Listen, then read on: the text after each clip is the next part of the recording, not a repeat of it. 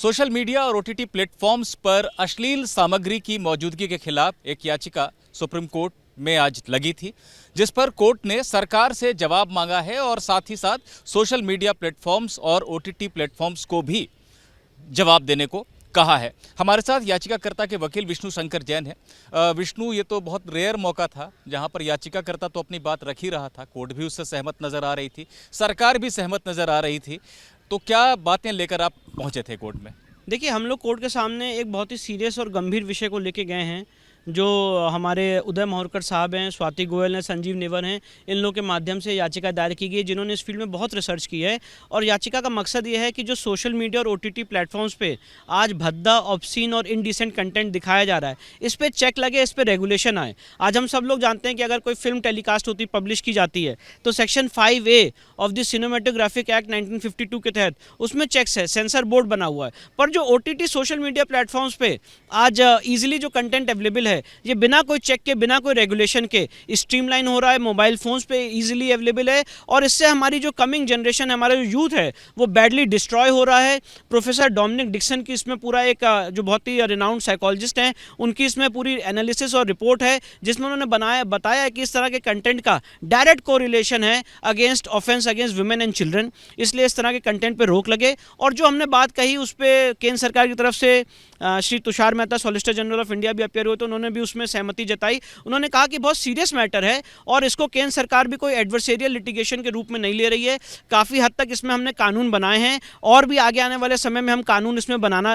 यही इसी बात पर मैं आना चाह रहा था, जैसे कि सॉलिसिटर जनरल साहब ने भी कहा कि कानून बनाए हैं, आईटी रूल्स हैं, आईटी गाइडलाइंस हैं 2021 के, उनका हवाला बार बार दिया जाता है, तो क्या उसमें यह पर्याप्त व्यवस्था है? नहीं, आईटी रूल्स 2021 को हमने पूरा एक्सरसाइज किया। उसमें जो first year, second year, third year system है, उसको हमने पूरा एक्सरसाइज करके कोर्ट में आए। मैं आपको बताना चाहता हूँ 39 रिप्रेजेंटेशंस पिछले 3 सालों में अलग अलग कंटेंट के मिनट के साथ हम लोगों ने आईटी रूल्स की वेरियस मिनिस्ट्री को दिए। पर ये वैसी बात है कि जो आदमी ऑफेंस कर रहा है, सबसे पहले आपको उसी को बताना है कि आप भी ऑफेंस कर रहे हैं, इसको रोक दीजिए, जो कि पर्याप्त नहीं है। जिस तरह की कमेटी बैठी हुई है, उसके पास ये पावर्स नहीं है, पर्याप्त नहीं है कि ऐसे कंटेंट को रोक सके और एक जनरल चेक पूरे इस सिस्टम पे ला सके, ऐसा कोई व्यवस्था नहीं है। और आईटी रूल्स मैं नहीं कह रहा हूँ, सुप्रीम कोर्ट का जजमेंट भी मैंने लगाया, जिसमें सुप्रीम कोर्ट के समक्ष पहले भी ये बात आई है कि आईटी रूल्स 2021 इस इशू को चेक करने के लिए पर्याप्त नहीं है।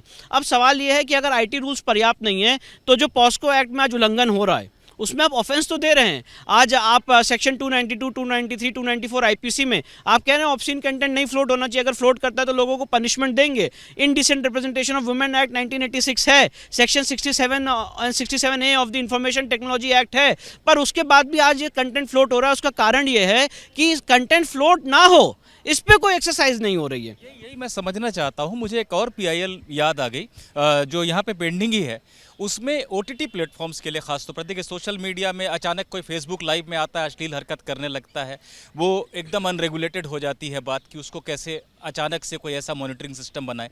लेकिन ओटीटी पे जो प्रोग्राम जारी होते हैं वो तो बाकायदा वो बनते हैं, रिकॉर्ड होते हैं, एडिट होते हैं, तब जाकर उनका प्रसारण होता है। एक मांग ये सुप्रीम कोर्ट में पेंडिंग है दूसरी पिटीशन में कि जैसा सेंसर बोर्ड बना रखा है वैसे ओटीटी के लिए भी, तो आप लोगों ने भी कुछ इस तरह की हमने ये मांग की है कि नेशनल कंटेंट कंट्रोल अथॉरिटी बने। और साथ ही साथ ये भी हमने मांग की है कि जैसे फॉर एग्जांपल अभी आपने जो उदाहरण दिया, मैं उदाहरण देना चाहता हूँ कि मैंने अभी एक अब चलिए उसका उदाहरण नहीं देते हैं, पर मतलब मैं ये कह रहा हूँ कि जो आपने बात कही कि लाइव अगर कोई आदमी आ रहा है और ऐसा कर रहा है, तो उसके लिए भी चेक लाया जा सकता है टेक्नोलॉजी के माध्यम से। निपुण जी, इसके लिए भी चेक लाया जा सकता है। बस सवाल ये कि अगर हमारी मंशा है इन सारी चीज़ों पे चेक लाने की, जो कि सरकार की है, मुझे ऐसा लगता है, तो बिल्कुल इन सारी चीज़ों पे चेक आएगा। और टेक्नोलॉजी के माध्यम से अगर कोई आदमी इनडिसेंट ऑब्सीन कंटेंट फ्लोट कर रहा है, तो उस पर इमीडिएटली चेक और उसको इमीडिएटली बैन किया जा सकता है। एक आखिरी बात, जज साहब ने, जस्टिस गवाई जो बेंच की अध्यक्षता कर रहे थे, उन्होंने भी आप लोगों की चिंताओं के साथ सहमति जताई और कहा कि छोटे छोटे बच्चों के हाथ में आजकल मोबाइल दे दिया जा रहा है, तो वो क्या कहना चाह रहे थे जरा? देखिए, उनका कहना ये है कि आज जिस तरह से कंटेंट अवेलेबल है, आज छोटे छोटे बच्चे भी आज मोबाइल फ़ोन का इस्तेमाल कर रहे हैं, टेक्नोलॉजी से अवेयर हो रहे हैं, यूज टू हो रहे हैं, सारे मोबाइल गेम्स खेल रहे हैं। तो अगर उनको इस तरह का कंटेंट मिल रहा है, तो उस पर कैसे चेक लगाया जाएगा?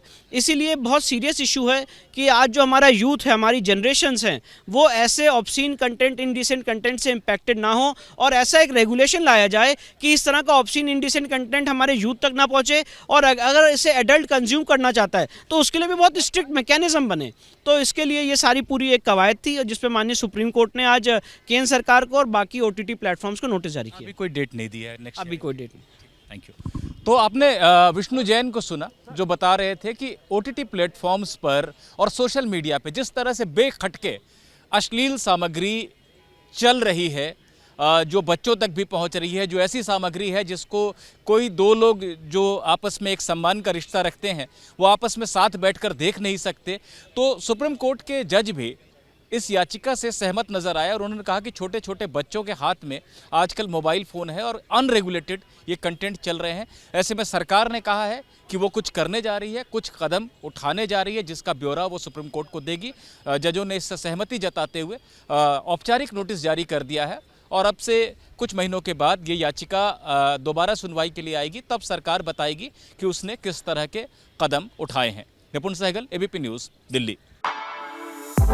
For exclusive and insightful videos, subscribe to our new channel ABP Live Premium.